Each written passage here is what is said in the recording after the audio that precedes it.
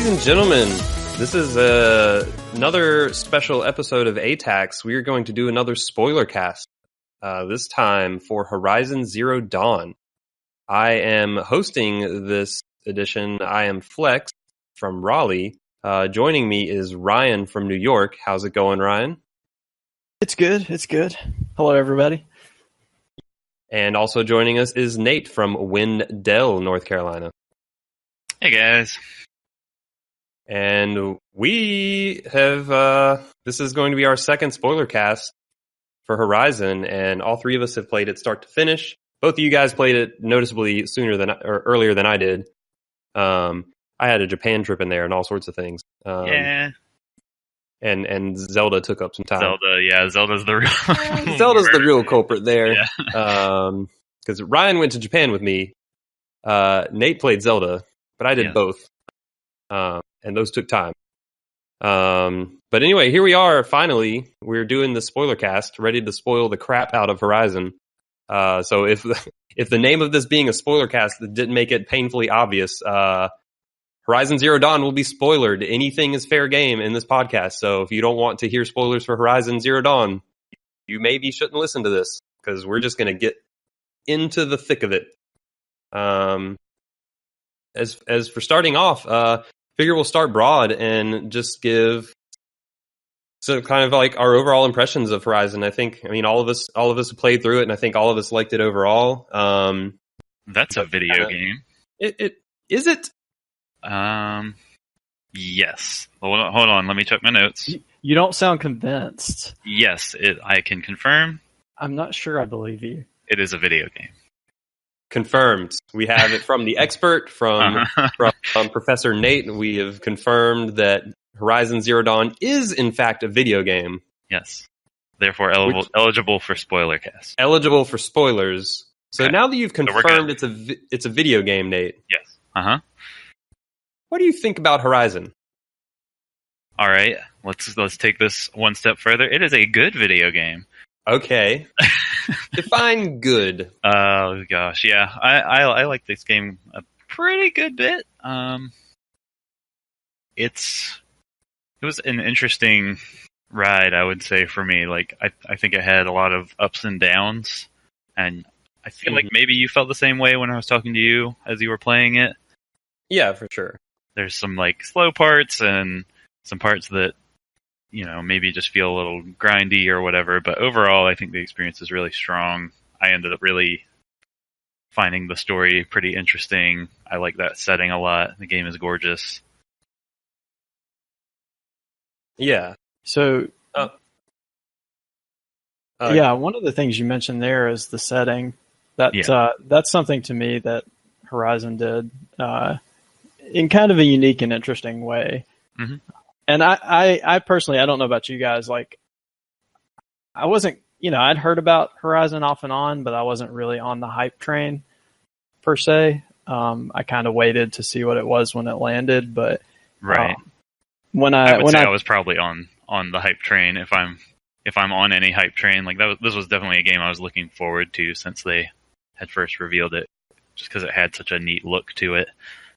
Yeah, I would say like this, Zelda, and Persona were like the three games this year that, I guess about this time last year, like coming out of E3 last year, yeah. I was like, those are the three games I want to play. Yeah, this was definitely a game from E3 last year where I was like, all right, yep, I'm on board. Yeah. Yeah, I know it had kind of made waves.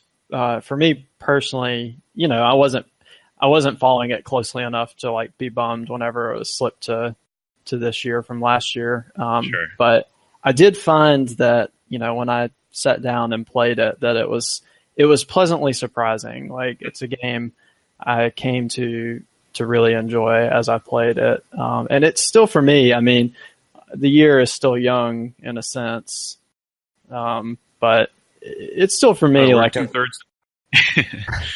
young-ish. Hard to believe. Young-ish. Kind of young-ish. Okay. Young in the way that like a 55-year-old is young. Yeah. The year has entered its midlife crisis. Thanks, guys, for... The kids have just moved out of the house. But yeah, it's a game for me that could be a GOTY contender. Definitely, almost certainly in my top 10. Probably in my top 3 to 5, possibly number 1. Have you played 3 games that came out this year? Yes. Okay, all right. So it's not on. So saying top 3 doesn't mean. All right, there's actually some weight there. Yeah, it is a really strong game and kind of one of this year's standouts in a way. Yeah. And it's always exciting to have a new, big, ambitious franchise like this come out and really, really be strong in its first iteration. So I think that's definitely exciting too.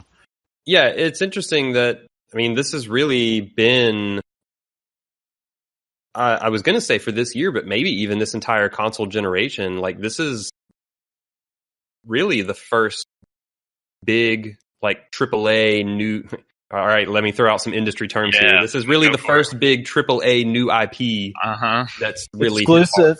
And it's a console exclusive. So like there hasn't been a lot of that stuff this generation of consoles, really. Yeah, that stuff is a lot scarcer than it was on the previous generation of consoles. I guess maybe outside of Nintendo still kind of does their handful of big like they're not going to publish on other platforms. Yeah, maybe. They don't trade in new IPs too often, but they have been doing more recently. Mm-hmm. But anyway, so what is I guess just real quick survey of like what everyone's like completion or progress. Like we all beat the game, but Horizon has a ton of side stuff. So like why don't you go ahead? Yeah, I did not do a completionist run. I did all of the tall necks and all of the cauldrons, the things that got you more override power. Mm-hmm. Those were the 2 things I did everything of, and then all of the other side activities like the bandit camps and the collectibles, like the Bannock figures and the metal flowers and like all of those things, I barely touched. I did at least one of everything just to do it, but the only things I carried past like an initial dipping my toes in were the tall necks and the cauldrons.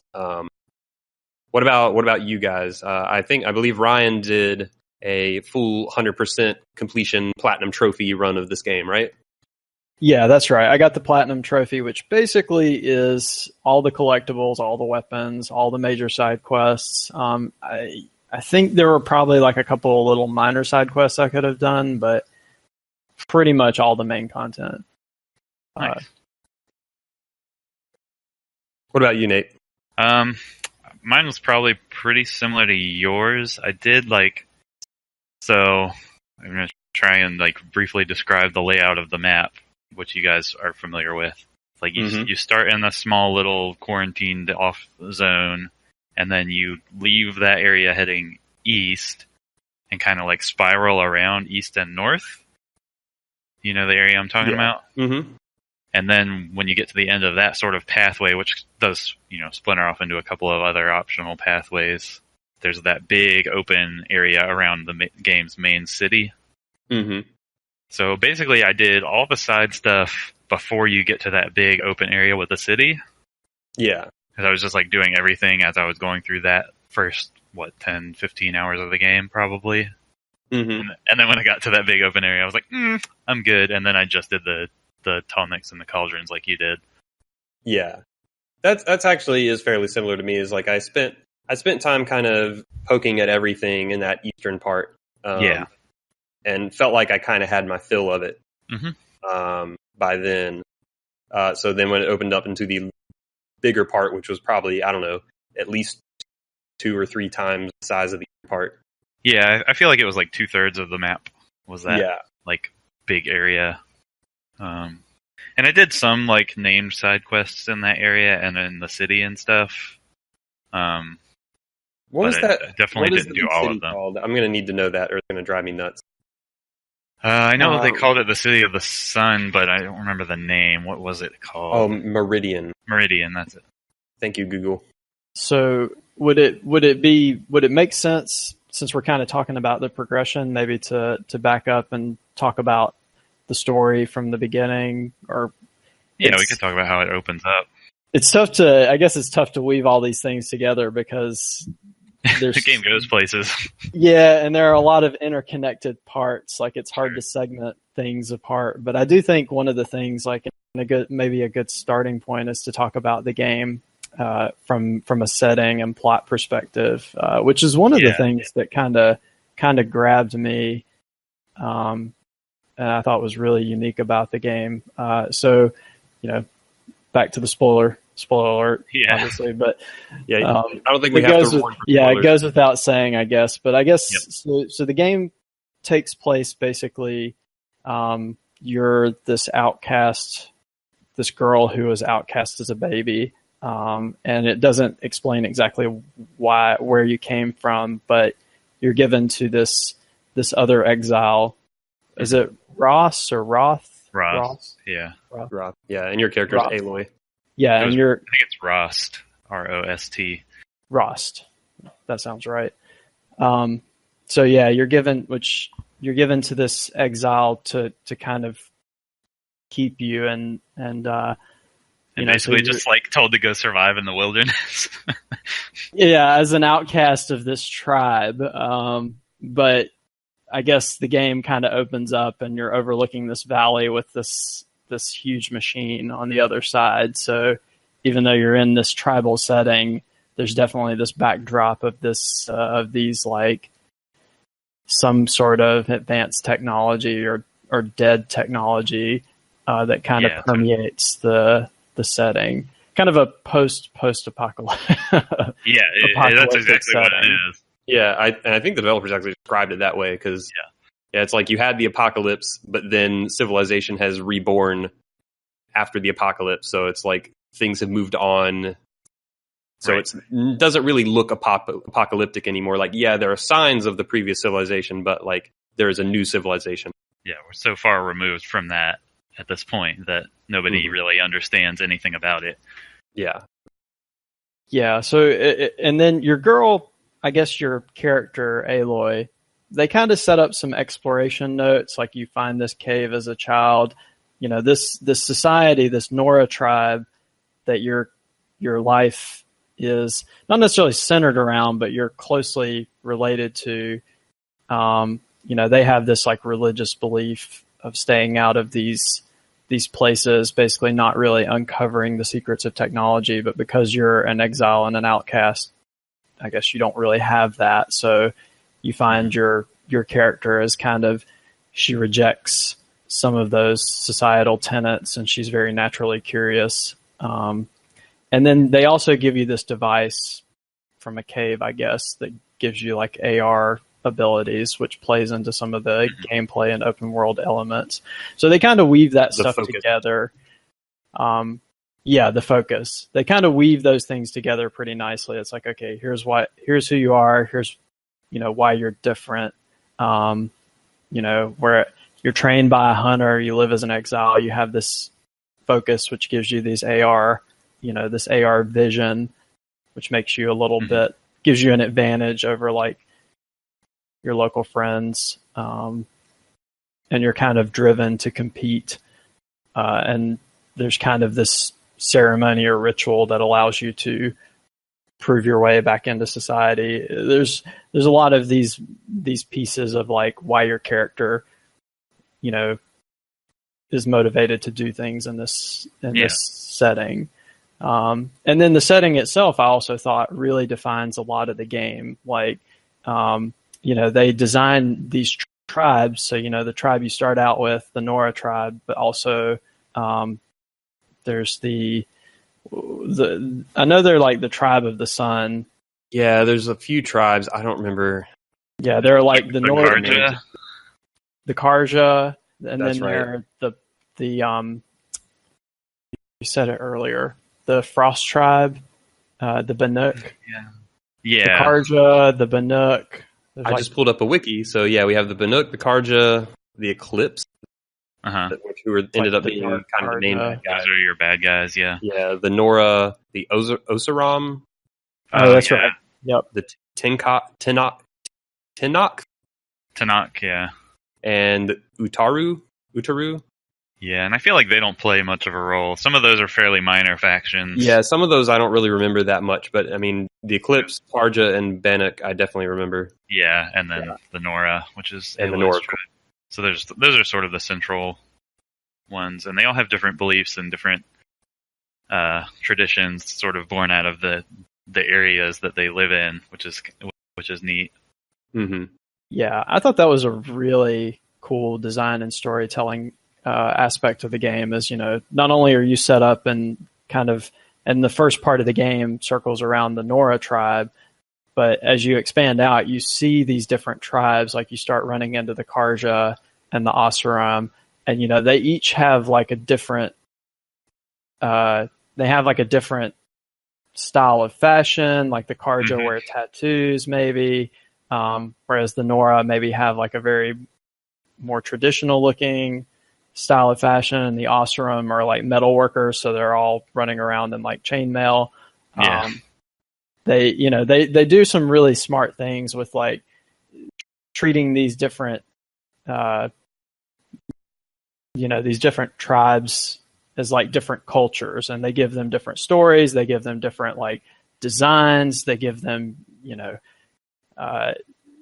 in terms of the game's art and graphics and like character design, I thought they did a pretty good job with a lot of the facial animations and the conversation. So that all really creates this kind of immersive story experience as you progress through.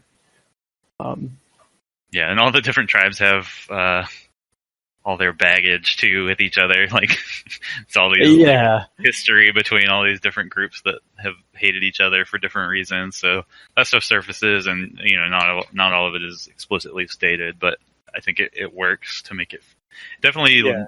To your point, it definitely feels like a lived-in world with all these different people and ideas in it. Yeah, and that stuff all did definitely a very good job of like setting up the world. And I think I do agree that that's one of the game's strengths. Is like it does feel like a real world that has history to it, and all that stuff. I never quite got like invested in like the tribal conflicts. I actually didn't either, even though I think it's interesting. Like I didn't ever have a personal investment in it. Yeah, I kind of just didn't care about that stuff. Like, I do think it helps, like, set up the world and that there's a history. But at any time, like, any side quest or anything, like, started dealing with beef between tribes, I was just like, I do not care at all. I think that's totally fair. But I think it still works to the game's benefit to have that. Yeah. I'm kind of on the same page as you. I didn't get too invested in that. I would say a couple of them grabbed me. Like, a couple of the side quests, plus some of the stuff with the history of the Karja and the Asuram I thought was interesting. Although that may have been a bit of a missed opportunity in that, there could have been a little bit more. They went through such pains to develop these very like unique cultures and like really flesh them out in terms of, fashion and history and everything. But then, there were only a handful of side quests that really had much of like a personal connection. Like, you're working with the king of the Karja, and you're working with one of the kind of the leaders of the Asuram or one of their elite guards, and kind of helping him with his sister. I thought there were a couple of personal connections there, but a lot of the side quests were kind of a little more bland. Yeah, they could be for sure. Some of the side quests were pretty fetch questy through the game. Yeah, this is probably a good time to talk about that stuff. Like a lot of the side quests. That was actually probably my least, other than the collectibles. But like, which I guess a lot of the history was in the collectibles too. Yeah. Like, I think even probably like the Bannock statue or figures like had descriptions or something on them. I don't remember exactly. I don't remember either. Yeah, between they did. It's like, but it was very terse, and you kind of piece them together. It's like, I make my claim, Mother, I'm sorry. Like one statue might be called Mother, and the other might be called like I'm sorry. So when you get them You know, okay. it tells the story of this like exiled hero, but it's very terse. So it's like it's like between those collectibles and then the quote unquote side quests, like those do seem like the areas where they kind of build on that tribal history a little more. Yeah. But I also found those to be, like Nate said, like kind of the most rote and fetch quest part of the game. Like those are the parts of the game I wanted to engage with the least. So I ended up doing I probably only did like 3 or 4 actual side quests in the entire game, and I would even just run by like figures and stuff, like because I bought in the game you can buy maps that show you where all the collectibles are, like and you can buy those maps pretty early, and I did that, and I still would just walk past stuff. I'm like, which is like a super like video game thing that doesn't make any sense. Like, I've got this map that tells us where all these things are. I don't know why I have this, but here. Yeah, like I somehow know where all of the metal flowers in the world are, and I'm going to mark them on this map and sell them to you for like literal pocket change. Yeah. Yeah, it is. I mean, I guess they kind of present it as it's like a dangerous world, and not every adventurer is going to be, you know, scaling the sides of cliffs with their bare hands and fighting, you know, thunderjaws just for fun. That's fair. But yeah, I guess I would say that's a bit of a mixed bag. Like some of the side quests were kind of neat, and I feel like the side quests mostly focused on like the stuff we were talking about with the tribes and the cultures. So they did kind of split that up. You have kind of the history of our world, which has been destroyed, and you have the history of the present world, which has the tribes. And some of the collectibles did talk about that. For example, there were some scrolls that talked about like the religious beliefs or the local history. And then there were also, you know, some side quests with the kind of the locals. Some of them, were pretty bland. Some of them were more interesting. But then also, you have the history of kind of our world, which a lot of the main quest, most of that's kind of in the main quest, and a lot of the collectibles actually were kind of focused on those things. So like the voice recordings. That's true. And things like that, which I did like. I actually did like the voice recording element of storytelling. Like you would get a collectible, and then immediately, you know, assuming you didn't just fast travel away, like it would start playing and kind of give you some backstory while you were still playing the game. I thought it didn't always work well because sometimes you could accidentally turn it off, which was irritating, but it was kind of neat. Like you would be exploring like maybe this abandoned factory, and you would find an audio log, you know, about from like a worker who's like, you know, oh, I don't know what's going on. Like, right. You know, but things seem really bad. Like, or, you know, the robots are acting very strange. Like, you know, you kind of, and then you get more and more and they're like, oh, we're trapped here. Like, you know, they can kind of unfold these stories without you having to necessarily read walls of text. And they did some. I like that stuff up to a point.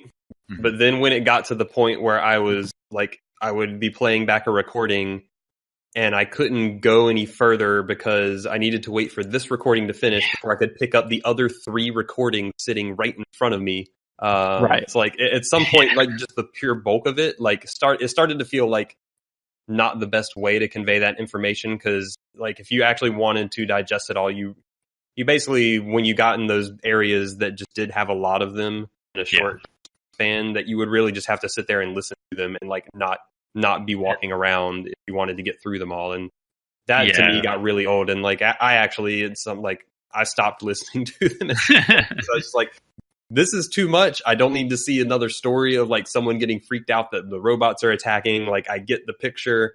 Guys, robots are bad. I don't know what to do. The robots. And I feel like there was good stuff hidden in there. It's just I don't feel like that was maybe the best way to convey that stuff, even though there is cool history there.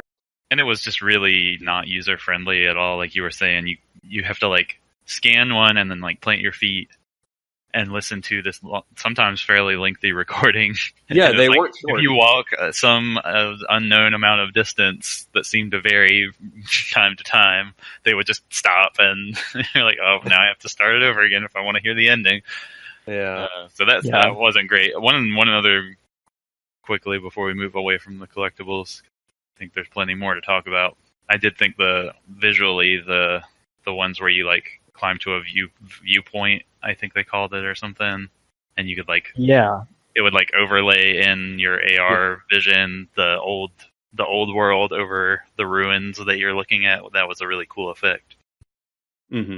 Yeah, that's a great point. One of the things I did like about the collectibles, I did them all, and I do think it was a bit too much, as with any just about any open world game. I was going to ask, how did you feel after doing them all? Yeah, I mean, and unfortunately, I think this is a problem with basically all open world games, is they want to add a lot of filler to appeal to hardcore or invested players. Are you a core gamer?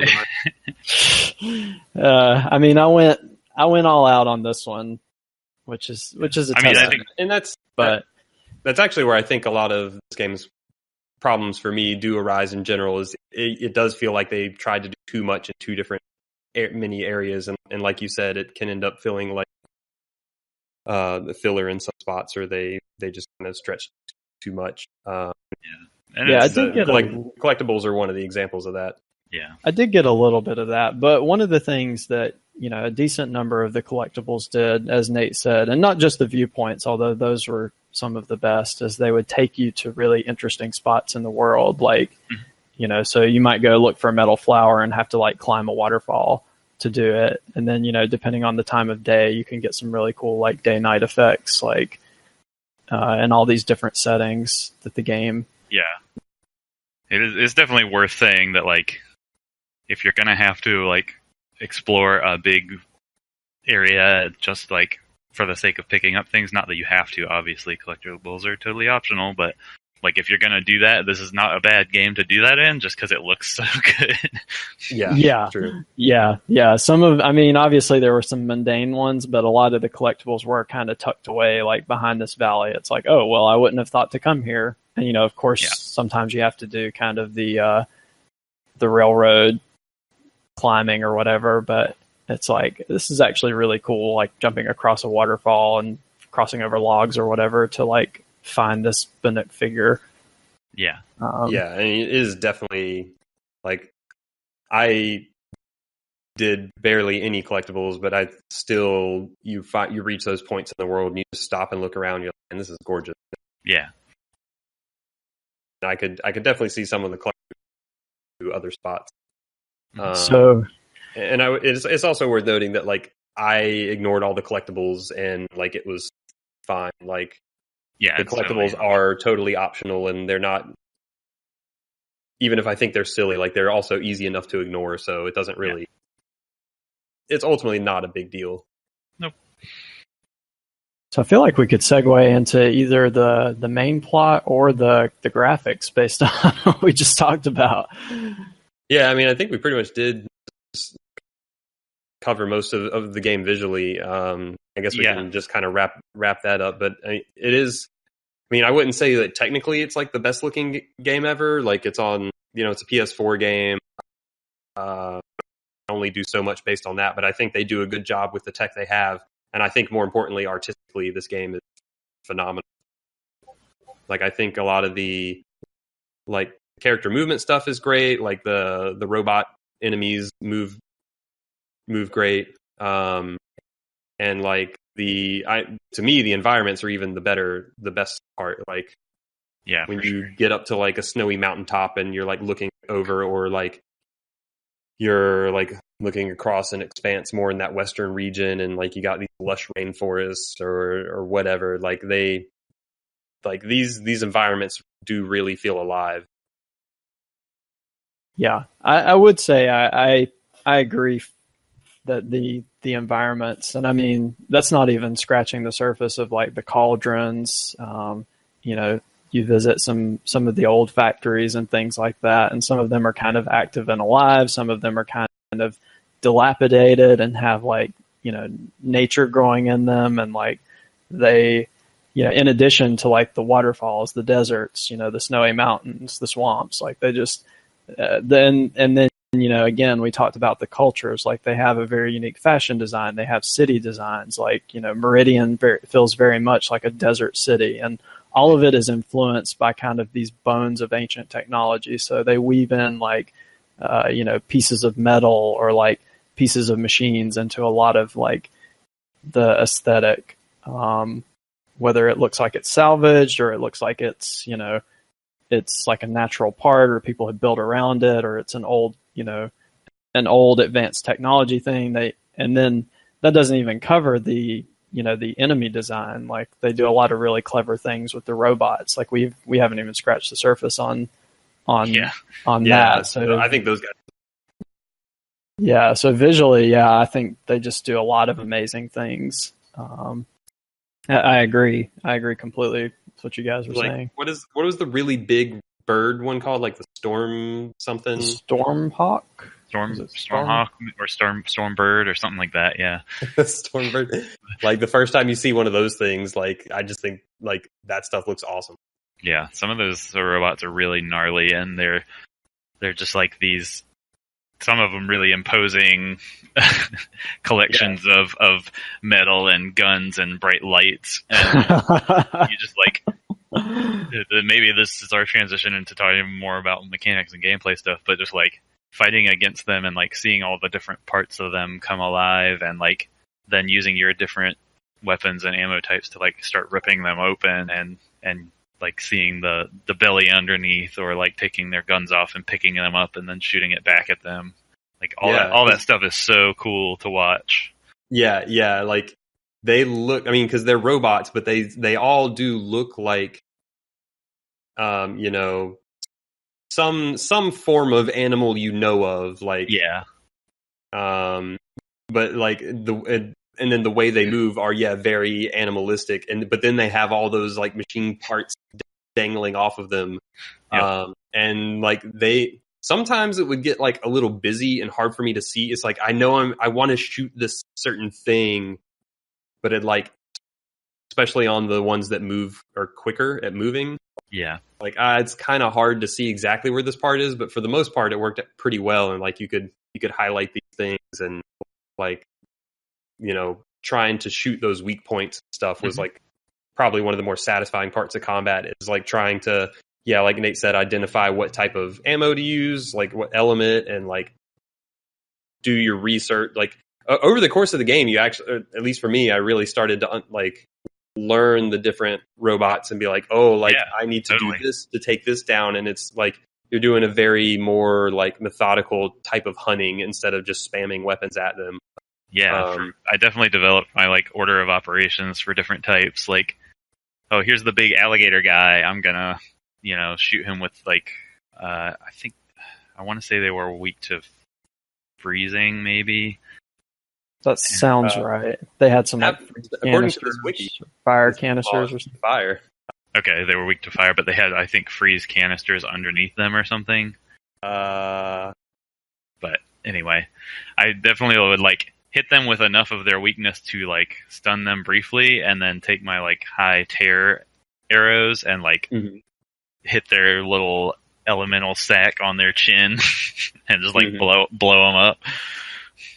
Yeah, that was like always super satisfying.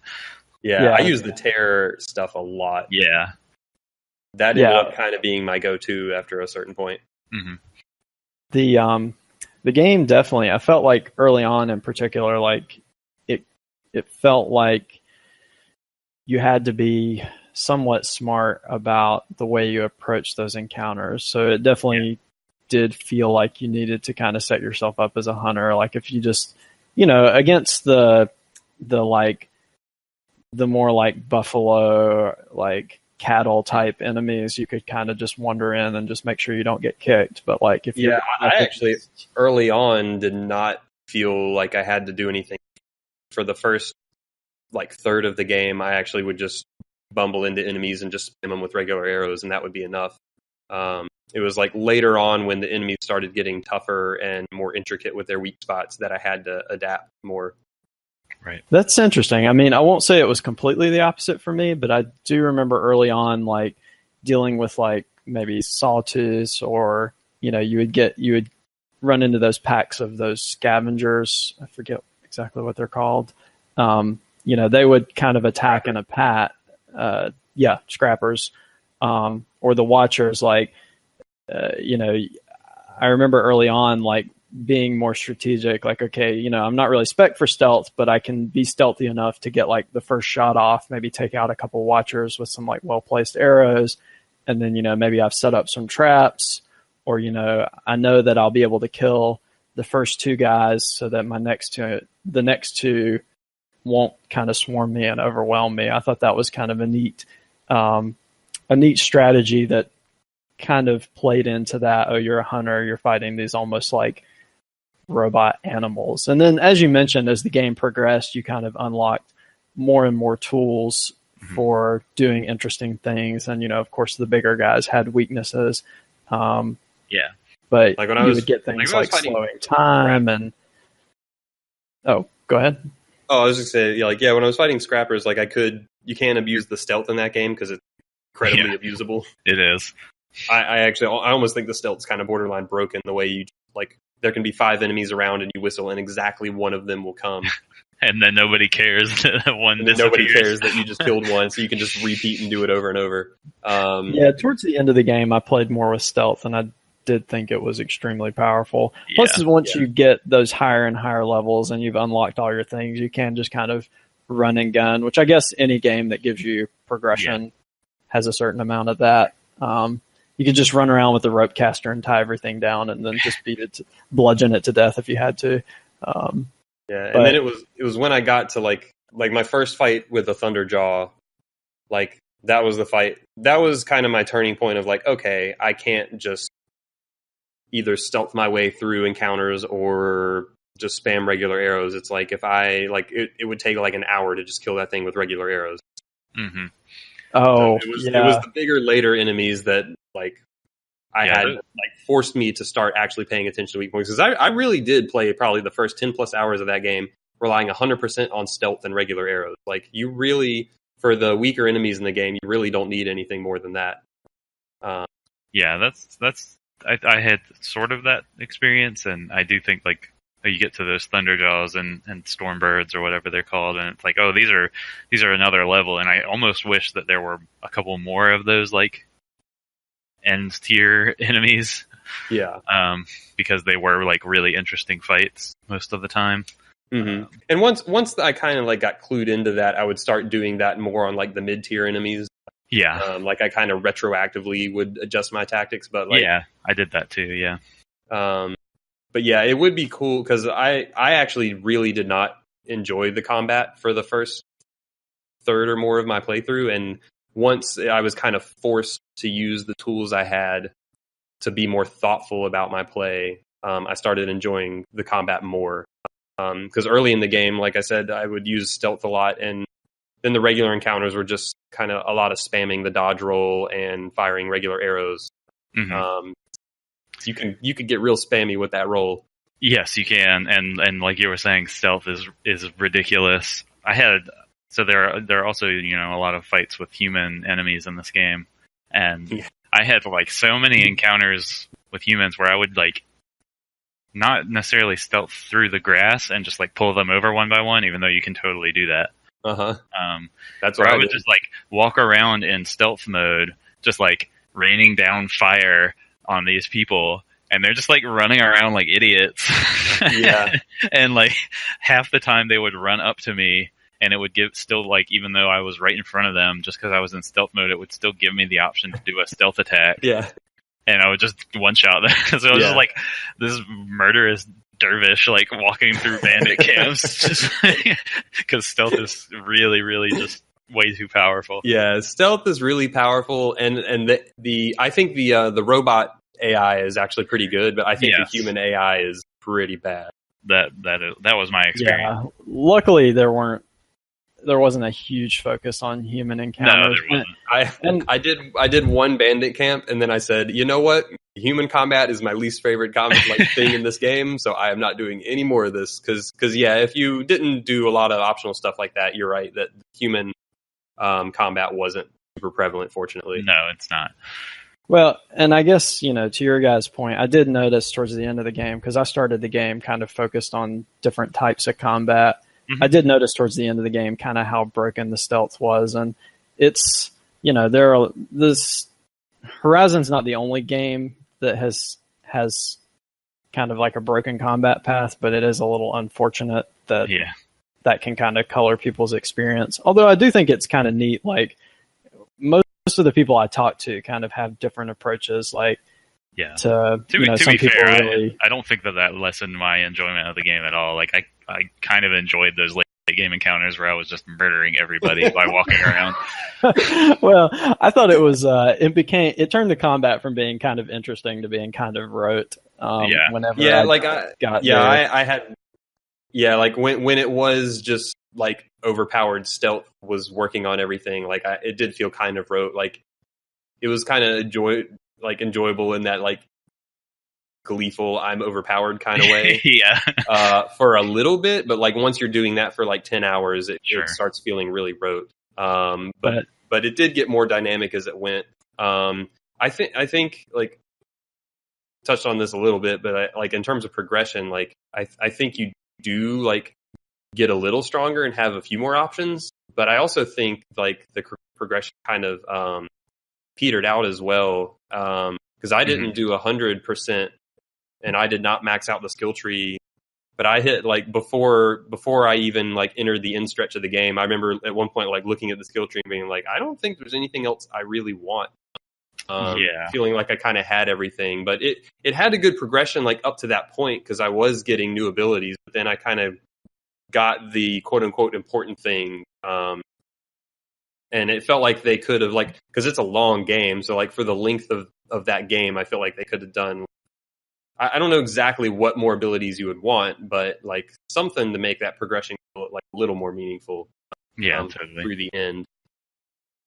That's true. I can agree with that to a point. Like some of the progression felt really meaningful, like unlocking like slowing time when you're shooting your arrows and some of the initial armor upgrades. But then it definitely slows down. Although there is like a side quest armor you can get, which just makes you completely broken. If you weren't broken enough already, you can get this. I actually did get that. Oh, you got like the force field armor or whatever? Yeah, the something Weaver outfit. Shield Weaver, maybe? Oh, I didn't get that. That was like, I mean, I already felt like my health pool was big enough for basically every encounter except maybe the very final encounter. But then, like I got the Shield Weaver and I started the final quest chain and like something like a bomb like literally landed on me and I like didn't take it's like my shield wore off. And then it came back. I was like, well, I can't die now. Yeah, it basically gives you like a Halo shield, Nate. Oh, okay. I'm invincible. It's awesome. You like I didn't even do 100% and max out the skill tree, and I felt like I did most. We talked about how much I did, and like I felt pretty unstoppable at the end of that game. I definitely felt unstoppable by the end. Ditto. Yeah. Trying to think. Oh, I just remembered a minute ago. There was one type of enemy that I can't remember if it was in a side quest or if it was part of the main quest. There was like a quarry somewhere with like a burrowing enemy. Do you remember that? The rock. Yeah. Was that part of the main quest or was that a side thing? They were like I fought them just out in the world, like not as part of a quest. So like they do they do definitely just exist in the world. So if you just happen to be running around that part of the world, you'll see them. Okay, because I think that was the only one that I saw, and I was like, man, this is like a really crazy, different kind of fight. And it's in this, I think it was a side quest. Well, I know what you're talking about, though, because that side quest setup is pretty cool. You walk up to this guy, and he's like, I just saw all my friends get turned into blood powder. Yeah. Like, I wouldn't go down there if I were you. And you're like, well, I'm the hero. Like, I'm going to go down there. And then this thing like pops out of the ground and just starts like chewing you up because it's a really tough fight for that part of the game. Fight. Yeah. The only time, I didn't do it as part of a quest, but it doesn't surprise me that there is a quest that would involve them. But the only time I only fought one once in the game as well. And it was somewhere on like near the western middle edge of the map. And like in that deserty area, I was just passing through on my way to something, and I encountered them. And it was actually fighting two at once. Yeah. But yeah, like it was a neat fight, and like that's how I feel about those. Like that was to me one of the cooler enemies in the game, and I feel like probably like 4 or 5 of like those very late tier enemies like were the most interesting fights. And you really only see them in like probably the back third of the game. Yeah, you don't get those very often, but like, they are really neat. Different but types of enemies to fight. Yeah, but those were definitely my favorite fights in the game. Were like those late game enemies. Yeah, it would have been cool if they had kind of had like that variety throughout the whole game. I think. Like the very early areas, it's totally fine to have pretty standard enemies, but I feel like maybe they were pretty standard, a little too long. Yeah. Or maybe I just got tired of fighting scrappers and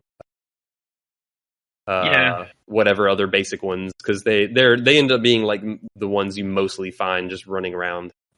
Yeah, the scrappers and the watchers are just kind of everywhere. Yeah. And I did get a little bored with fighting them.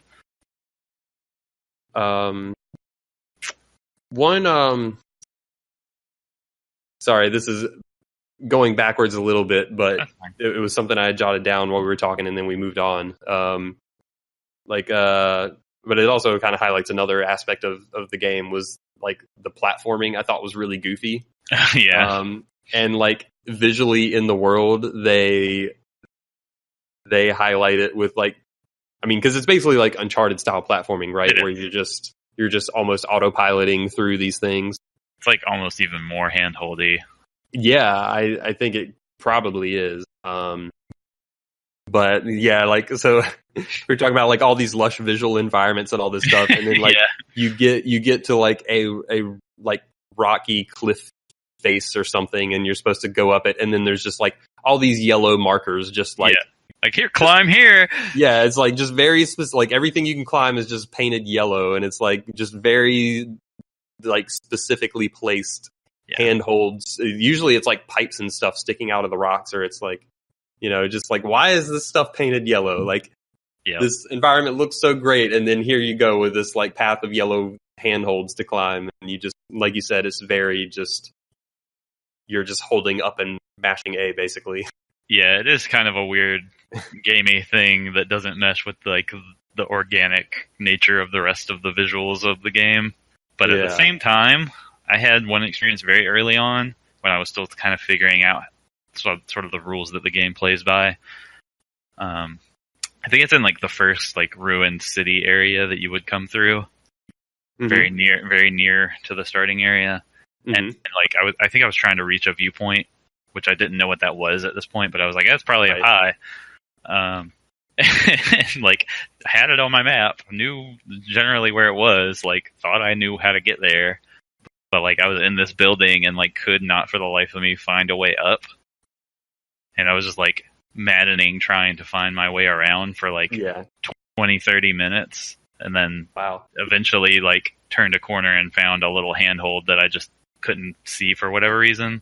So like there's like two sides of that spectrum, is like, oh, it doesn't fit with the visual design of the world, or like, oh, it ruins the player experience because they can't figure out how to play by the game's rules.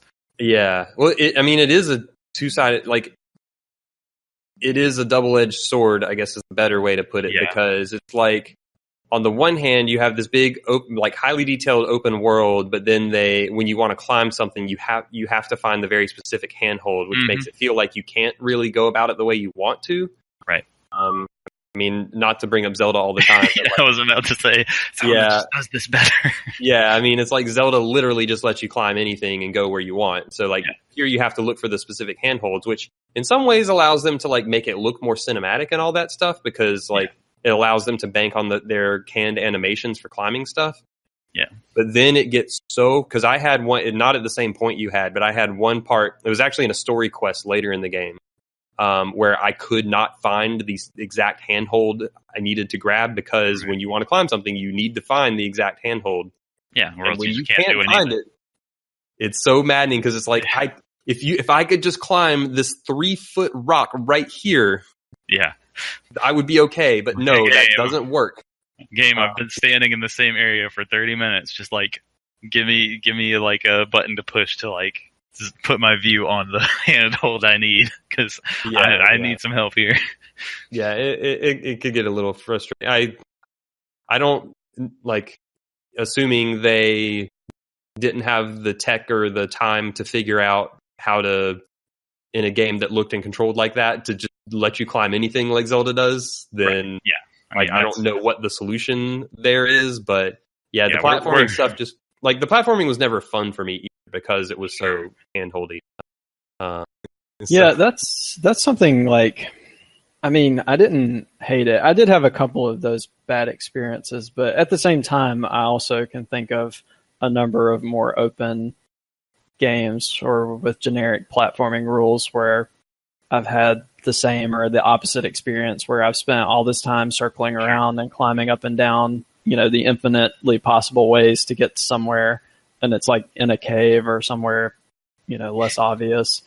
So I mean, it kind of cuts both ways. Like here, if you find the right climbing path, then you're on the right track, and you also know what to look for sometimes once you get over that initial learning curve. So I know I've had, like you said, it kind of cuts both ways. Like it allows them to create more curated experiences, and you don't have to worry about some of the warts of free climbing. But I mean, it's not all on frustrations. Yeah, it's not all on Horizon's shoulders that they did not solve this unsolvable age-old video game problem, but hey, guess what? That's still kind of a problem sometimes. Yeah. I mean, I might also almost say Zelda's. I mean, like, I never had frustration with that in Zelda. But Zelda is also a rare case. Like, I definitely agree that for most open world games, like, this is... I mean, when you can do anything, like you allow the player to endlessly shoot themselves in the foot, and that's not always fun. Like it can be fun to do whatever you want to do and play as much as you want to play, but it can also mean that there's a million wrong ways to every objective. I've had that experience as well. Yeah, and this is actually something I was going to bring up later, but it's actually a tension I felt throughout playing this game, Horizon, is I felt like it was always like walking back and forth on opposite sides of this line of being a very big open world game where you can quote unquote go anywhere and do anything, but then also being a very scripted cinematic game. And like it would bounce back and forth between both in a way that sometimes felt a little bit jarring.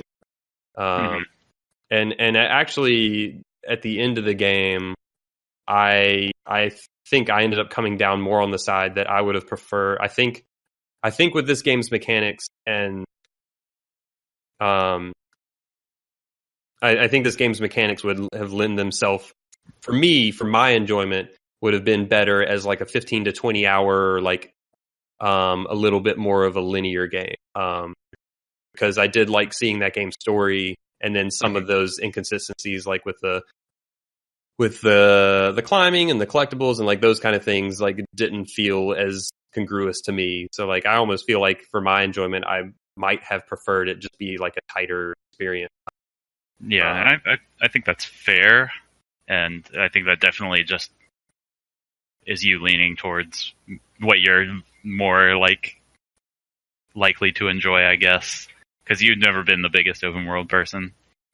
I mean, in some ways I haven't, but I mean, I also love Zelda, which is more of a freeform, like that game's much more of an open world, like go anywhere you want kind of game than Horizon is. I just think they did that aspect of it better. I feel like Horizon, it doesn't commit fully enough one way or the other, so it feels like this weird middle ground that I think ends up with like some, it's not like I'm not trying to paint it as the worst thing in the world. Like, it's not like overly egregious, but there ended up being like problems on both ends of that spectrum that it feels like, I wonder if they just went more in one direction, if it would have gotten rid of the problems from the other direction they went away from. Yeah, I think I can agree with some parts of that. I mean, one of the things I did like about Horizon is that it was not like an infinite open world. Like, I'm not having to commit to like a Skyrim experience. Yeah. Of spending 80 the game hours. feels big at the start, but it actually like doesn't take that long to walk from one end to the other. Right. There's a lot of contained segments and a lot of helpful hints. So it definitely has. I think I like the fact that they leaned a little bit less towards complete openness, and I do kind of agree that I almost wonder at times like if it really needed to be open world, like, or maybe like a little less open world. Like maybe they could have cut out some of the collectibles and just focused on some of their highest quality content. Yeah. My favorite moments were the story missions, which were when they put you in a more linear environment and like kind of sectioned you off from the world. Like the world was fun to roam around in here and there and like do some hunting or those kind of things. I almost wonder if like a Rise of the Tomb Raider kind of design for this game that was like mostly linear, but then had Rise of the Tomb Raider probably had what, like 2 or 3 or maybe 4 like kind of hub areas that you'd get to and could do some open worldy type stuff. But then you'd kind of move on to the next area. I mean, I'm not saying I know the answers here. It was something that when I finished the game, I wonder if there could have been like a design ethos that would have like highlighted the best part of the game a little better. Yeah, I think that's fair. And I do actually remember when I was starting the game, I did feel like in a lot of ways Horizon mirrored Rise of the Tomb Raider or the Tomb Raider game before that, because that starting spot and first set of quests is a little more linear with just like, it's like wide linear where there's stuff to do on the edges, but you can't really go too far off the path. But then it does kind of open up bigger, and like it's like, oh well, on this first 10 hours of the game there were, a handful of side quests I could do, but now I'm in this giant world with like a million collectibles and side quests. So I like that term, wide linear. Yeah, it does make that transition at some point, and maybe that isn't always to the game's benefit. Yeah, and it's tough because I do really like the world. Like that's one of my favorite things about it, but I don't know if it got used as well as it could have. Sure. Yeah, it's an interesting, tricky thing. I mean, it's also easy to be cynical and say, "Well, they made it open world because that's the hot thing." Yeah. But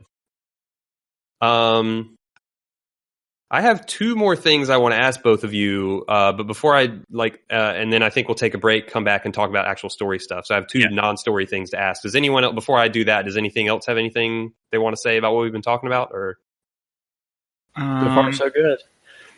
I think the last thing I would just say is that I think I liked, because we didn't really talk about weapons that much. That was one of the things I was going to ask. Okay. Like what weapons did people really like? Like what were your favorite go-to weapons? So I liked the variety of weapons, but I so quickly became uninterested in the economy of the game and like upgrading my weapons and like scavenging for stuff and swapping. Now you're getting to the second one I was going to talk about, which was like the scavenging and inventory. Yeah. So yeah, I got you covered. We're on. All right. Yeah. I don't even have to ask my question. Yeah, I like the weapons themselves, and I liked the ammo types, and I liked the variety of ways at which you can kill things in this game. Right. With all the traps and different bows. There's like even multiple just different types of just bow, right? Right. Like so one has different types of arrows than the other. And that's like a cool system. Yeah, you have your regular rifle, your sniper rifle. Yeah, that's essentially what it boils down to. You have your shotgun. You have your shotgun. You have your SMG. Yeah, you got all the basics, but translated into like weird techno tribal culture. That's hilarious. I would contest that, but continue. Yeah, contest which part, the techno tribal part, or I just came up with that term, and I'm pretty okay with it. I like it. I get what you're saying.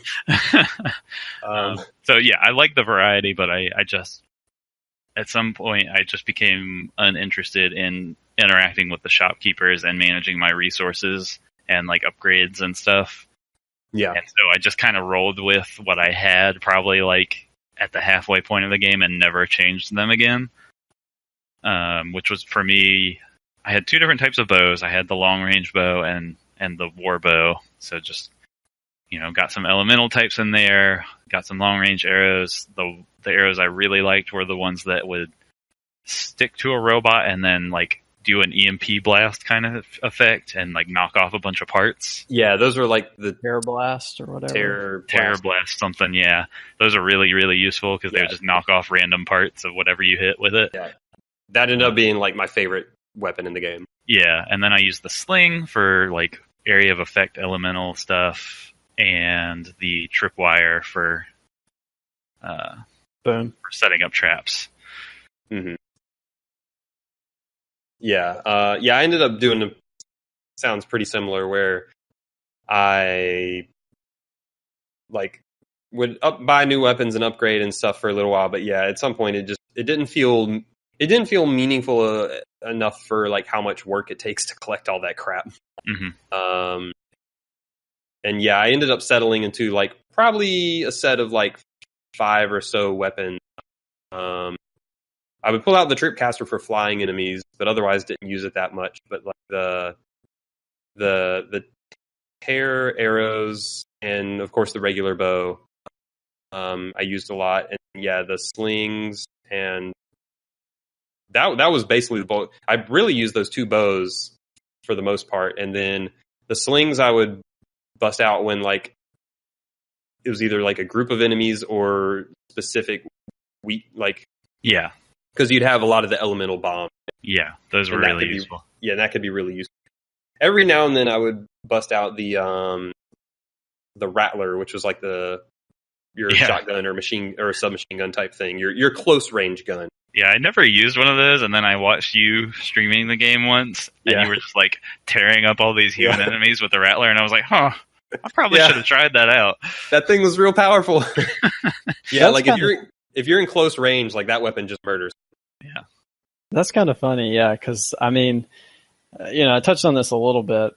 I had a different experience, and I think that is one thing that's kind of neat about this game is that most of the people I talk to seem to have like some variation or some different approach to how they early on I used the Tripcaster, the regular bow, of course, and actually a fair amount of melee. I got the upgrade that would knock down enemies, so for a lot of the early enemies you could, if you soften them up a little bit, you could go in and kind of knock them over pretty easily. We're going robo cow tipping. I thought it felt like a brawl. It was a fun way to play. Like you kind of felt like you were, that was sort of the hunter tier. You had like your stealth tree and you had like your hunter or your brawler tree. That was kind of in that tree, and it was a fun way to play. And then I rotated the bows, of course, like the long shot or whatever it was called, and the war bow. Were definitely. I feel like the bows are the one weapon that you're just gonna. Corruption arrows too. You could do some funny things with those. Yeah.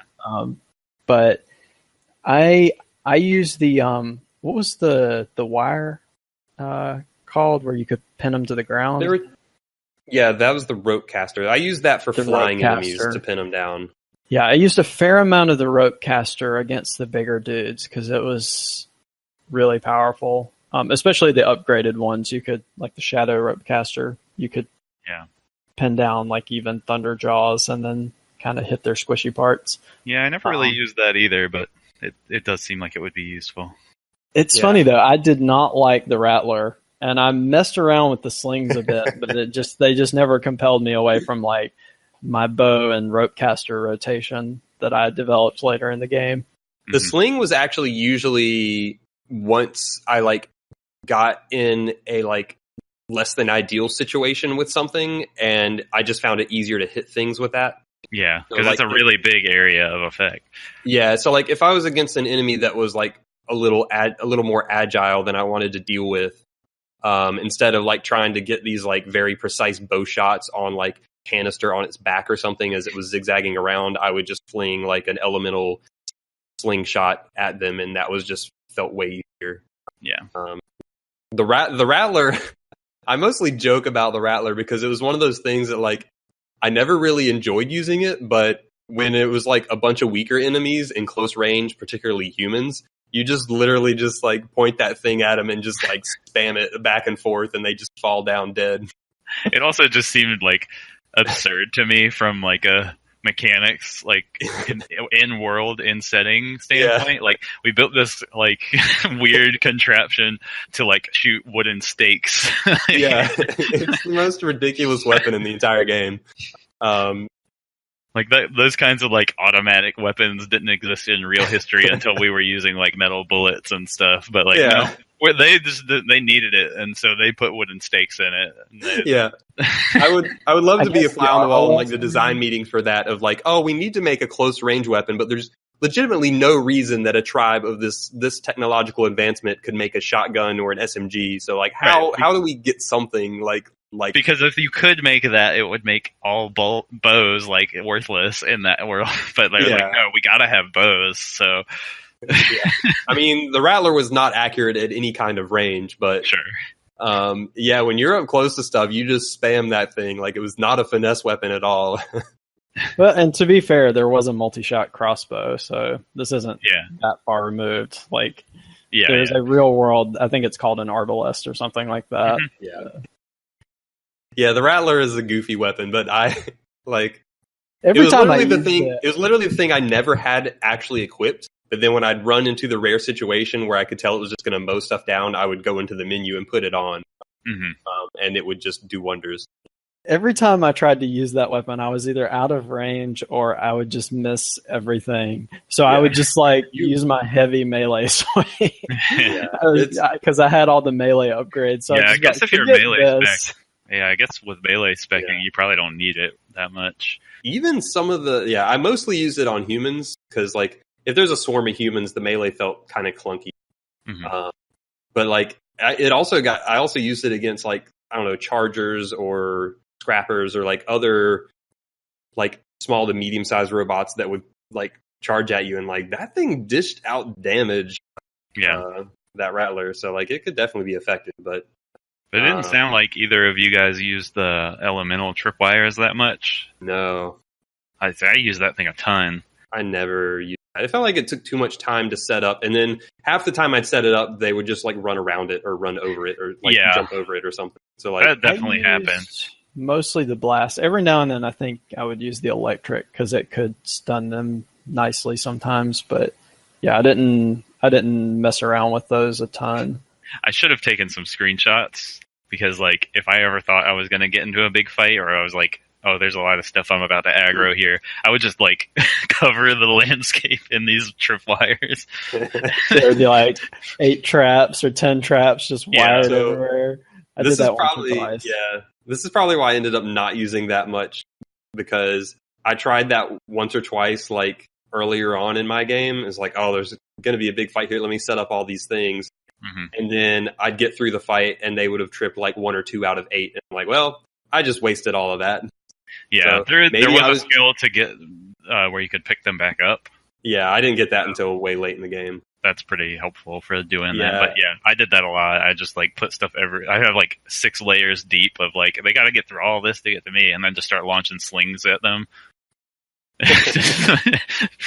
Yeah, maybe I was just bad at picking places to put them, but I could just never get them to work how I wanted. Oh, that definitely happened to me too. That's why I just like wanted to get that thing where I could pick them back up so that I didn't waste them. I guess last thing before we take a break is like that inventory and like like item parts and upgrade materials and all of that stuff. Like, how did you guys like all of that stuff? It was probably too much for me. I didn't I stopped paying attention to it after a certain point, and like I wanted to upgrade all my bags, but it wasn't quite user friendly enough to like track all that stuff. Yeah. So I just kind of ignored it after a certain amount of time.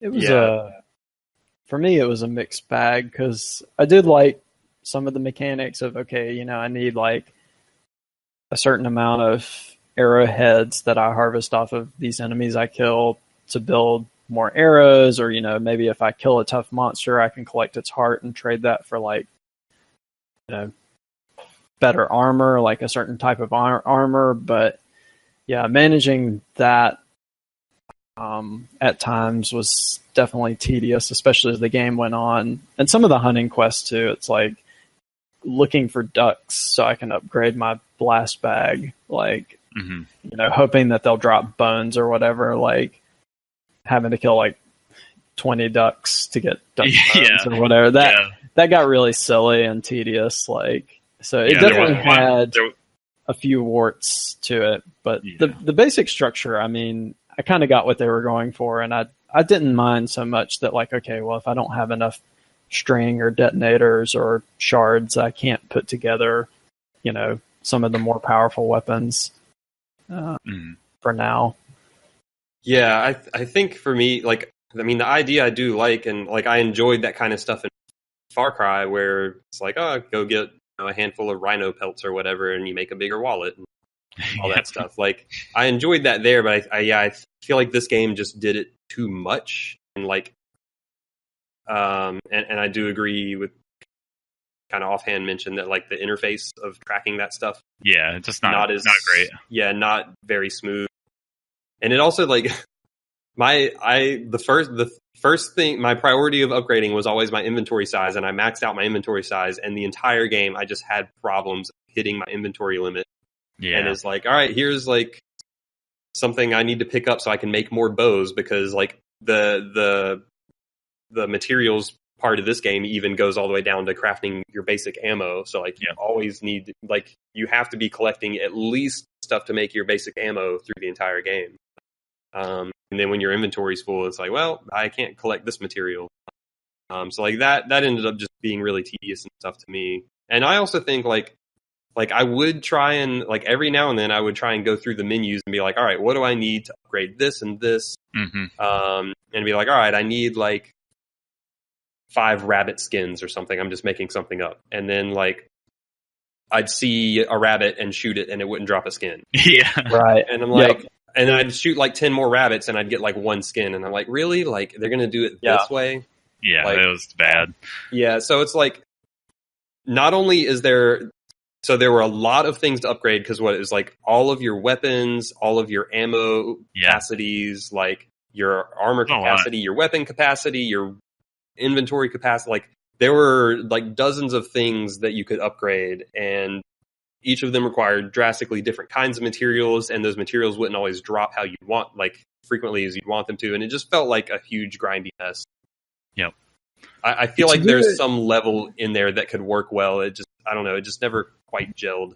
Yeah, to do it in a completionist manner, I think was definitely a grind. There were some of the more basic things I thought worked pretty well, because the armor was the armor upgrades were, I won't say marginal, but they weren't like, they were noticeable, but not like as much as other games, like putting on, and a lot of times they were specific, right? So if you wore the Nora Brave armor, it would protect you against melee damage, but then that, you know, that doesn't mean that you're protected against range damage, cold damage, electric damage, whatever. Like, there are different armors for all that stuff. So whereas in other games you might just get like some universal upgrade that gives you a flat damage reduction.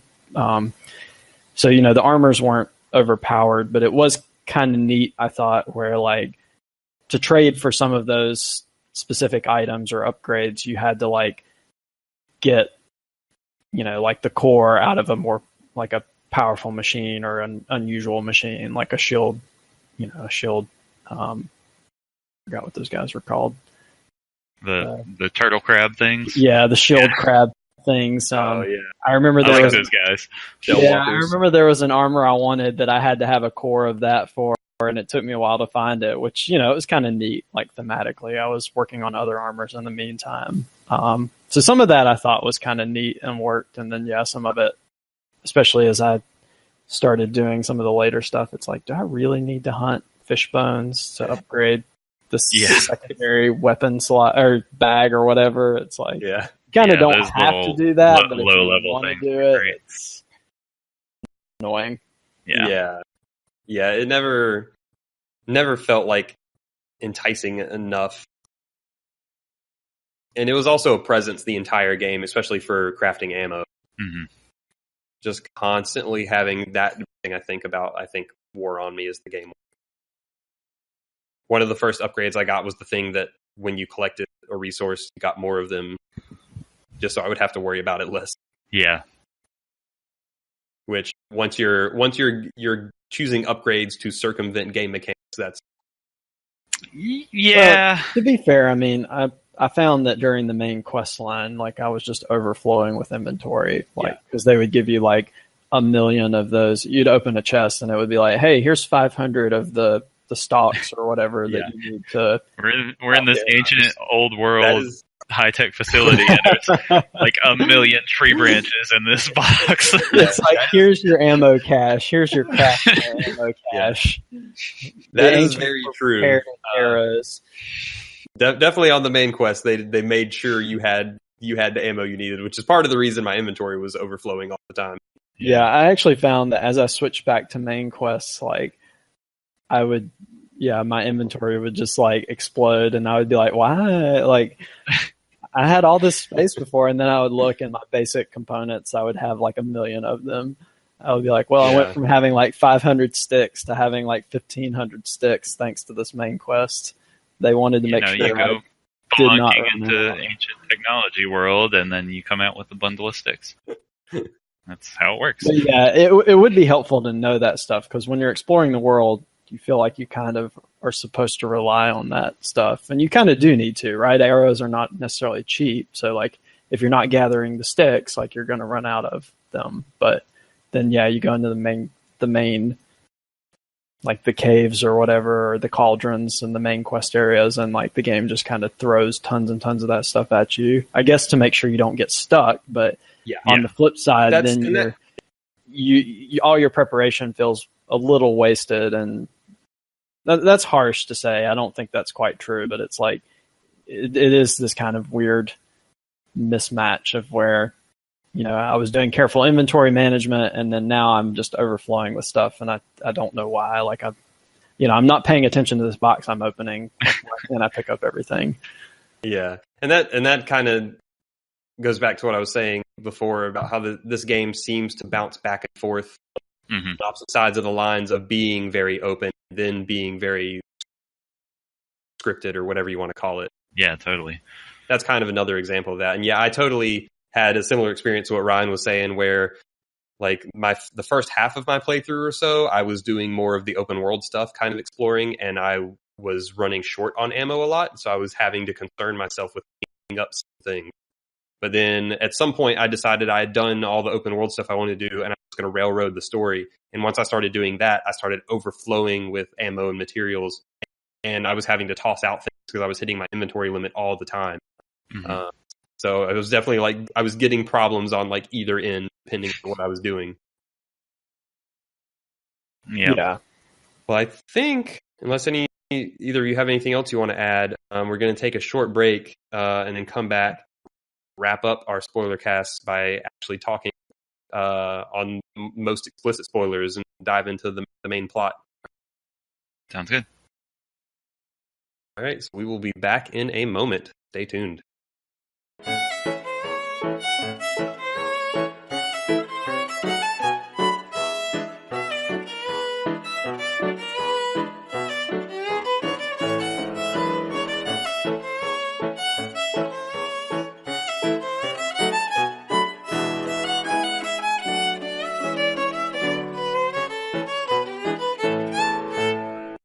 Welcome back to our Horizon Zero Dawn spoiler cast. I am Flex, joined by Ryan and Nate, and we've been we've been talking about all sorts of spoilery things and our thoughts on Horizon Zero Dawn, but we haven't really delved into the main plot too much at this point. We did cover kind of the setup of the world and a lot of the characters. But as far as how the actual plot unfolds, the main plot, we haven't really dug into that. So it's time to really dig in, because I mean, this is a big part of this game. Like, I would say this is a very story focused game. Yes. So it definitely goes places. Aloy goes on a journey. Yes, it goes some weird places. And yeah, I mean, overall, I definitely like the story, and I think I liked, we talked about how this is like a post-apocalyptic world, and I like what they unfold is like because really the main story of this game, the main through-line plot, is more or less about uncovering what happened to the world. Mm-hmm. And then figuring out a solution to like kind of stop the residue from finishing the job, so to speak. Right. From the next apocalypse. Yeah, preventing the apocalypse from returning. Yeah. I guess like how did you guys like the apocalypse, like the unfolding of like telling that history, and then like I guess how that transitioned into like, all right, now that means we have to do this to stop it again.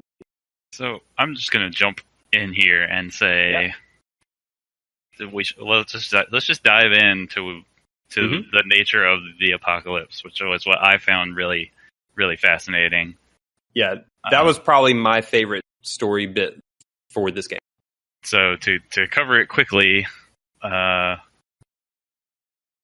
what transpired in the old world, in what we as people doing this podcast might say is our world, is, some fairly well-worn sci-fi tropes of, we made robots worked for us, oh crap, robots aren't listening to us anymore, they're eating us. Yeah, you made machines grew too smart, they turn on you, and the world. So there was a glitch in all the robots of the world. They started eating all of the biomass of the world to power themselves and replicate, because we didn't consider this as a possibility, apparently. Of course not. And so the cool thing for me was, like, we already said, like, hey, there was an apocalypse, and the crux of the story is discovering what that was and preventing the next apocalypse, which to me is like, oh, this is a well-trodden area of the apocalypse almost happened, somebody prevented it, and then it's coming back, which is kind of the case here, but in actuality, the apocalypse did happen in Horizon Zero Dawn, because literally all life forms from the planet were eaten by robots. Yeah, I mean, it happened for the most part, but they like stopped it just enough so that life would be able to kind of revive itself and continue afterwards. Yeah, they didn't actually stop anything. They just were like, oh, well, they put in a few contingencies. This is bad. Everything's dead. Let's see if we can hide something underground that will restart the Earth's biosphere after everything's dead. They actually went to space with that, or was it? Did they? I don't remember. Maybe it was. No, you're right. I think it was a lot of bunkers. I think it was bunkers. Yeah, I know there were bunkers. It was a combination. There may have been a space part of that too. I don't remember, but that's the main question you have to ask for any video game story. Did they go to space for that? Did they go to space to solve this problem? But yeah, I Final Fantasy, then the answer is yes. I found it really interesting and kind of different to say, oh no, actually, the world did end. There just happened to be some people who worked up to the very last moments of life on Earth to try to come up with some way to restart it. And so, everything that's alive on the Earth at the time of the game is, like, arguably a different, like, existence, if that makes sense. Like, this is just a completely separate thing from what had existed before. Like there's no clear through line almost.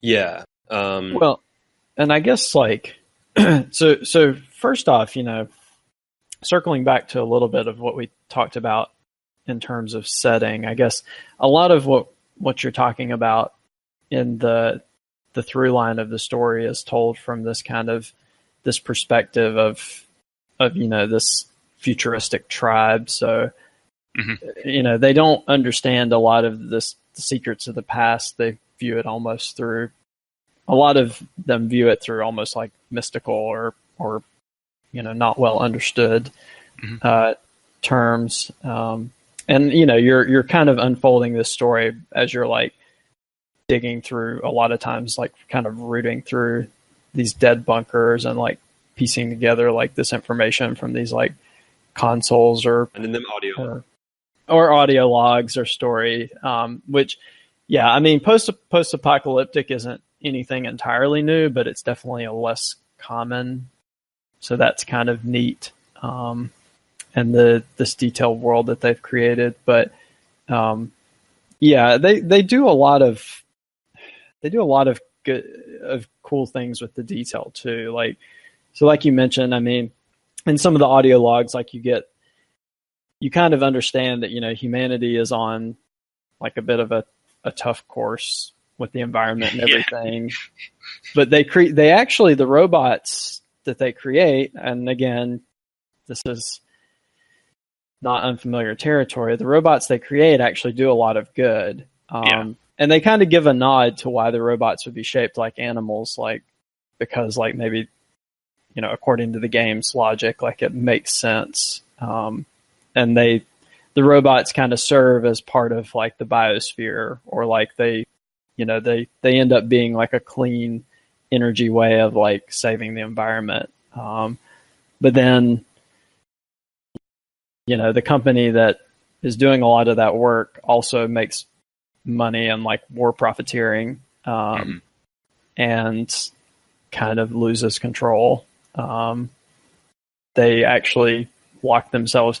It's funny too, because they make it such that at least initially the robots don't evolve sentience or become artificially intelligence. Humans just lock themselves out of these military robots. They make the security system so secure that they can't break it themselves. And so that's where this kind of Project Zero Dawn, like the game's titular project, comes out, is to basically like, because the robots devour organic material for fuel, basically wipe out all life on Earth, forcing the robots into dormancy until they can crack this encryption that will allow them to shut the robots down. So it's actually a pretty neat variation, like it is, on a somewhat familiar theme. Yeah, I agree.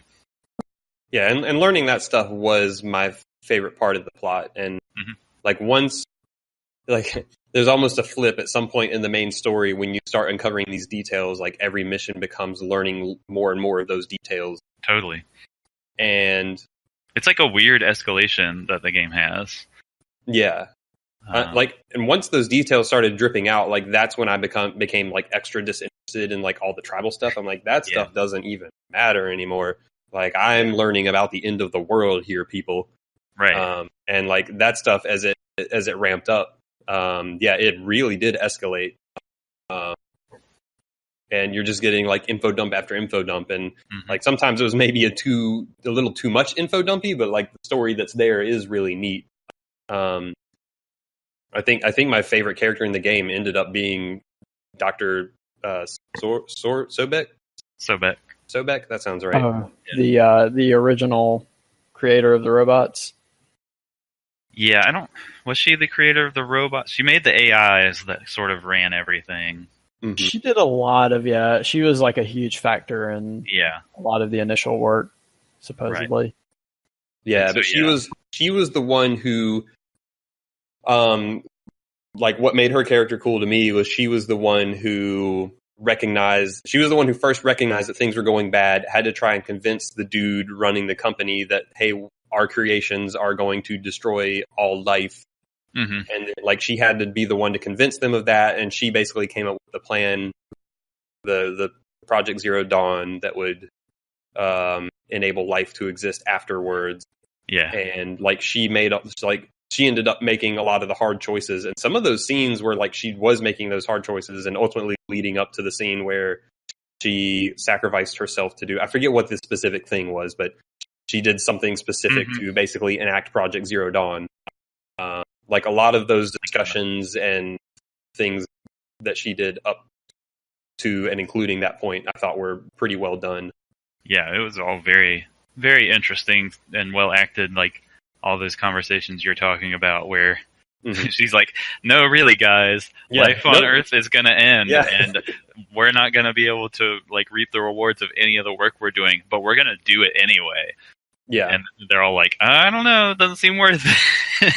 Yeah, I mean, it was an interesting question that was posed, because it's like... It is like a big philosophical question. Like, is it worth doing anything if like us and our family members are not going to be around anyway? Yeah, it's like all of those people were guaranteed to die at that point, like once they understood the breadth of what was going on. So then do you do all this hard work to ensure some amount of life will continue afterwards, and you'll never know if it worked or not. Right. Well, and they kind of touched on that, and this is another thing that's great about the game's story is just the level of detail, because you walk into one of those cauldrons and that general kind of greets you, and he talks about Operation Freedom or whatever they called it. Yeah. Like there was this big military operation because people knew that the robots were going bad, but they thought that they were going to be able to. Yeah, they didn't realize that it was a losing fight.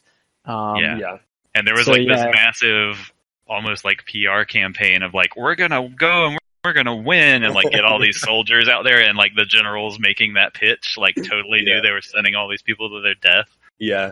And even Dr. Sobek and Pharaoh and whoever else were involved in all the discussions was like, we need people to go die and buy us time. Yeah, they're like, we're going to just throw people at this problem so that we can buy ourselves a couple days. Yeah. Which is really depressing. Yeah, it's messed up. It is kind of depressing, but I mean, you do kind of see it's an interesting, like, sort of storyline or reality where they have to make this decision. Okay, we can't save the human race as it is, but we can kind of put it. We can develop this technology that allows humanity and life on Earth to be reborn. But they don't tell. They tell their some of their people that, but they don't tell everyone that. They let people believe that there's hope, that they'll be saved. So it's a really interesting like take on like an apocalyptic setting like that. For sure. Yeah. Yeah, I really liked all of that setup. I think some of the voice recordings got a little excessive. Yeah, there's a lot of those long corridor crawls with just audio log after audio log kind of giving some context and explanation for this, and I really liked all that stuff, but I could definitely see anyone getting a little fatigued by that. I mean, I definitely got, like, I stopped listening to any and all optional ones after not that long, honestly. And you get, like, I got all of the important points from kind of the quote unquote required ones. Sure. Yeah. I pretty much ignored all of the optional ones after a point because it was excessive. I think the main ones were generally more like better spaced. Like the optional ones were all very interesting, but like you said, you could sometimes walk into one room and find 3 to 5 of them just sitting there. Yep. And so then it's like, it becomes this exercise. I'm like, okay, do I pick these up, listen to the 30-second clip, pick the next one up, or do I pick them all up and then try to figure out how to get in and out of the menu to like set these logs up? And then, sometimes if you went into a menu or did something, it would kill the log. So there was definitely a little bit of clunkiness there that could have been smoother, but overall I did like kind of having that background storytelling. Yeah. I really did like all that setup, the main parts. It does get back in some ways to like what's the best way to tell a story in a game type debate, which will never end. But I mean, because a lot of that story was, watching those cutscenes or listening to audio log. Yeah. And then the story that was going on in the actual game you were playing was like stuff focused on Aloy and the here and now. Wasn't always quite as interesting to me. Like I said, the tribal stuff I didn't get too into. Aloy's role her role in the story was basically along with us listening to all the audio logs. Yeah. And then realizing, I need to go kill this thing so it doesn't happen. Yeah. So she realizes, I'm the savior. Right. Like, destined to do this. Right. This is, another well-worn trope, but, Which, yeah, I guess I will say, like, there are a couple... Overall, I was a big fan of the main story arc and the setting in general, but if there were two things that I think the game that put me off a little bit, one is the ending. I remember just not... Sure. I felt like the ending kind of fell flat in a lot of ways. I liked the ending in the sense that it ended, at least until the post credits. at least the pre-credits ending I thought was really good in the sense that it made the story feel contained and like it ended, which most video game stories. Yeah, there was definitely that cliffhanger. The post-credit scene kind of undid all of that. Yeah, it's not a good cliffhanger either. No. Yeah, some of Silen's role towards the end I thought was a little confusing. And he was clearly manipulating things for some unknown purpose, and then you get your post-credit scene of him walking away with whatever essence of Hades, the evil robot guy, in a lantern, which is like, okay, you've got the essence of essentially an evil AI god and your lantern, and you're walking off. Like, let's get a little more cyberpunk, shall we? Yeah, I like the sentences you just said.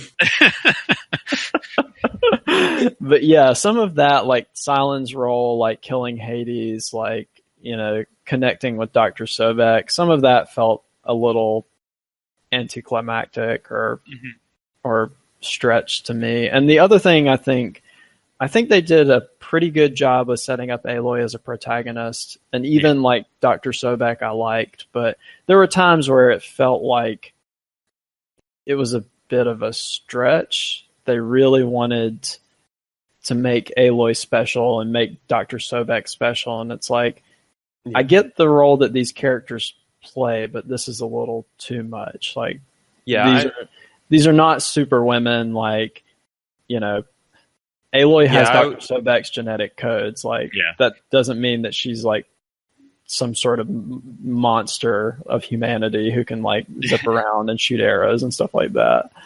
Yeah. Like I liked. I mentioned earlier I like Dr. Sobek, and I like her more than Aloy because I felt like Sobek was a really determined. Like, she was obviously very smart. She was very determined, and I don't feel like she necessarily did anything so very superhuman, so to speak. Right. Yeah. And I feel like that's where Aloy I liked as a character overall, but I felt like she ended up being like, it was a little more contrived in that, like, there's like, you have Dr. Sobek's genes and stuff, so you're smart, and like she seemed to get everything like way quicker than everyone else in that world did. Yeah. And then on top of that, she was also like this impossibly capable, like physical, like her physical abilities just like were very superhuman. Exactly. So she simultaneously like understood everything like in a way that nobody else in that world could grasp, and then like Ryan and I said, felt superhuman. So she was definitely like a contrived special person.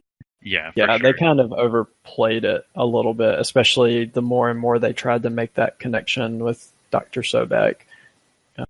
And like, I think that's fair.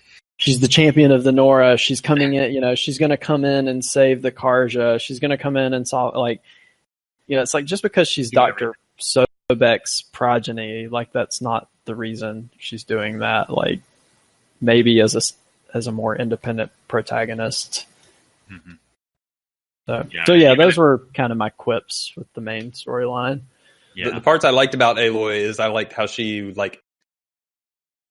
kind of just her personality, where she like kind of didn't give a crap about a lot of the tribal stuff going on, and she was just like, you guys are just very unreasonable about this. Yeah, well, so when she applied her like realist bent to things, like I always thought that was really entertaining.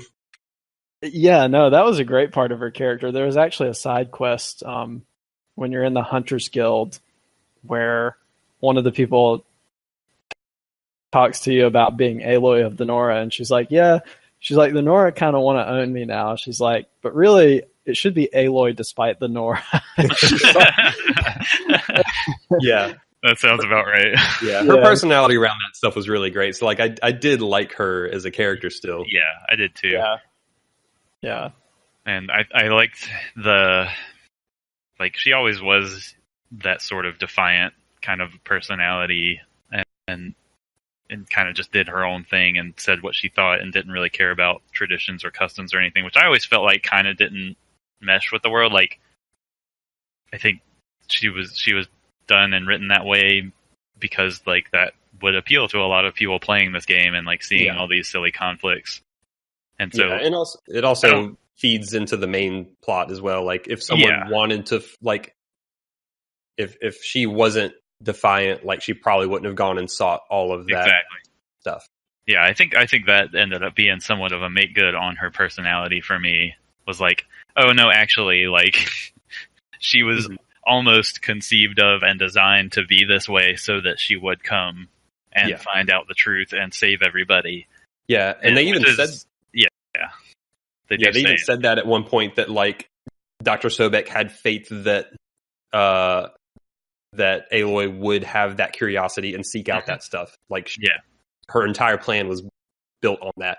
Yeah, so that definitely worked for me, and I enjoyed the parts where, like, after you've done all your delving through the old archives and stuff, and like Aloy's basically figured out what's happening at this point, and then you come back out into the tribal world essentially, and like you have to go back to the Nora land and protect it from being attacked by the evil guys, and you you interact with some more people there, and I just had this real feeling as her like going back into that open world with all the knowledge of the old world, and being like, oh, now I'm like separate from this. Like this is not the world. This is just like a weird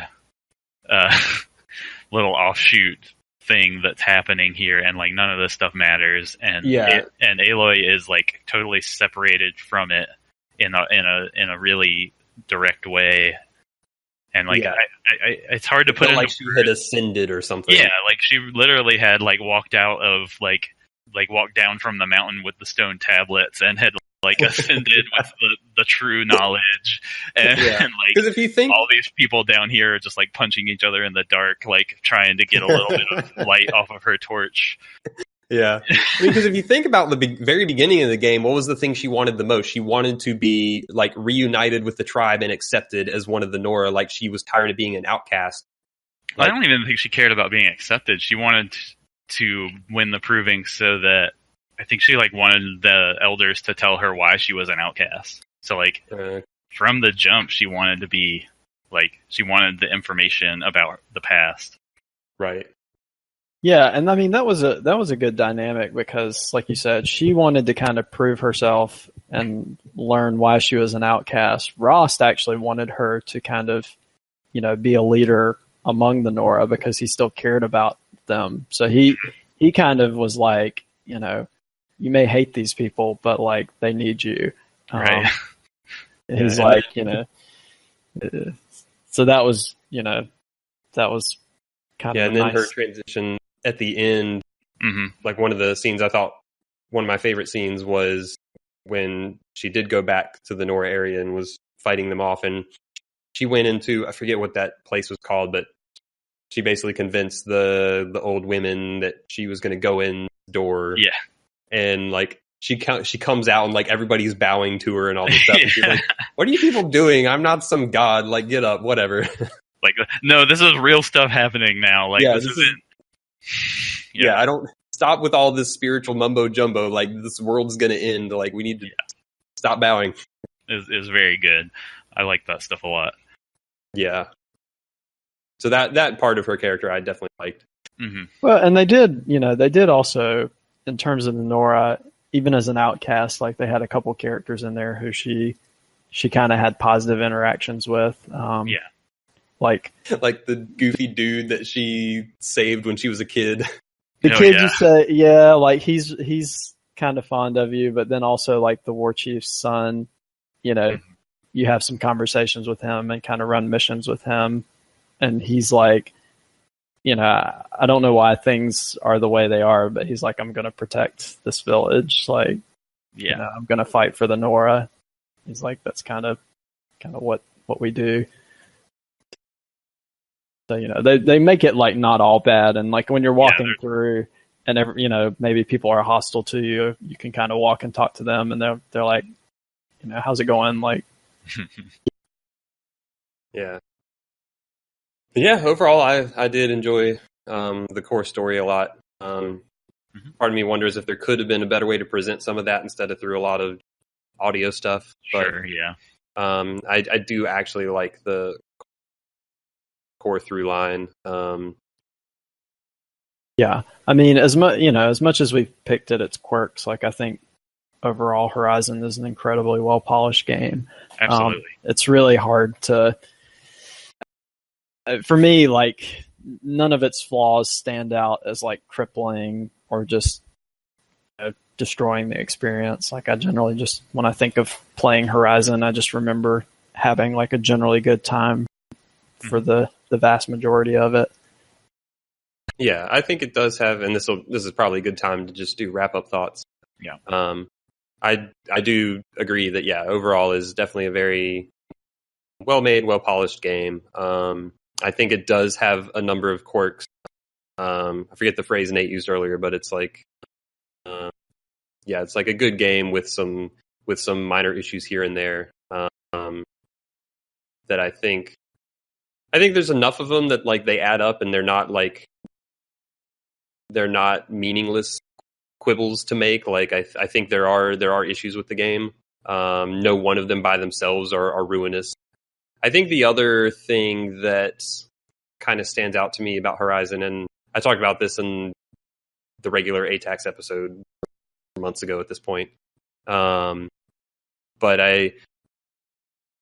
part of me wonders if they could have like done like, because so like a lot of its stuff is kind of standardish open world stuff. So I guess I would have liked it to like have something that stood out about it. I don't know what it would be, but something that like pushed it a little further from a like gameplay design perspective or something, like because a lot of it felt like kind of taking standard pieces and putting them together. And I guess you could argue that like the